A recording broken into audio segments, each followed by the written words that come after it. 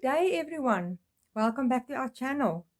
My name is Linda. I am from Linda and Marius Ministries in Roodepoort in South Africa.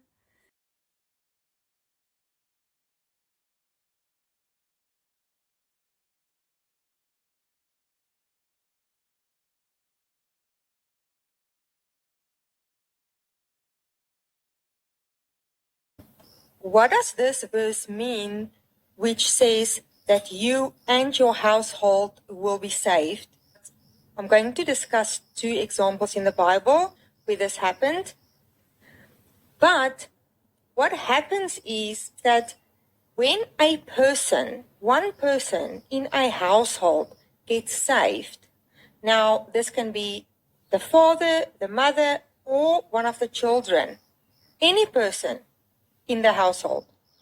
When one person in a household gets saved, the Lord's favor automatically falls on that household. And the Lord opens a door. In other words, He makes a way for that household to be saved. The way makes a way. Now, yes, people do still have their free will, and members of that household can still decide not to accept the Lord Jesus. Now, let's look at two examples in the Bible. In Joshua 2, verses 9 to 13, we read about Rahab, the prostitute, who hid the spies in her house, and after she helped them escape, the spies promised that she and her whole family will be saved from the disaster and death which is to come on the city of Jericho. So, through Rahab's faith, the Lord opened a pathway for her whole household to be saved.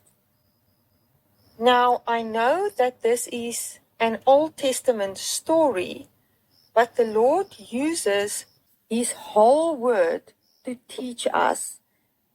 The Old Testament is a foreshadow of what is to come. The stories in the Old Testament is used by the Lord to teach us and to show us, to equip us and train us and even convict us, so that we can become perfect in our understanding and perfect in our works which we do for the Lord. Then in Acts 16 verses 16 to 34, we read about the jailer who was asleep because he felt so confident that the prisoners, including Paul and Silas, were securely locked in the jail cell. So he had a huge shock and scare when the jail began to shake and the prison doors opened. And the jailer was very surprised when he saw that Paul and Silas did not try to escape. The jailer realized that the power of God was over Paul and Silas and what had just happened, and he asked Paul and Silas, what does he need to do to be saved? And we see that Paul and Silas answered him by telling him that he has to believe in the Lord Jesus, and him and his whole household will be saved. The Lord did not only save the jailer, but the Lord also saved his whole household because he accepted Jesus and got saved.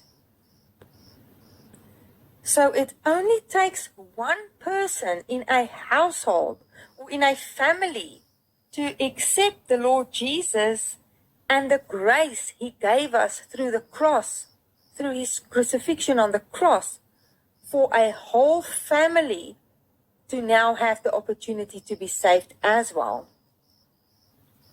This, people, is the extent of the Lord's grace, that if one person in a family decides to follow Jesus, the Lord opens up a way for the whole family to follow in that person's footsteps and to also get saved through the way.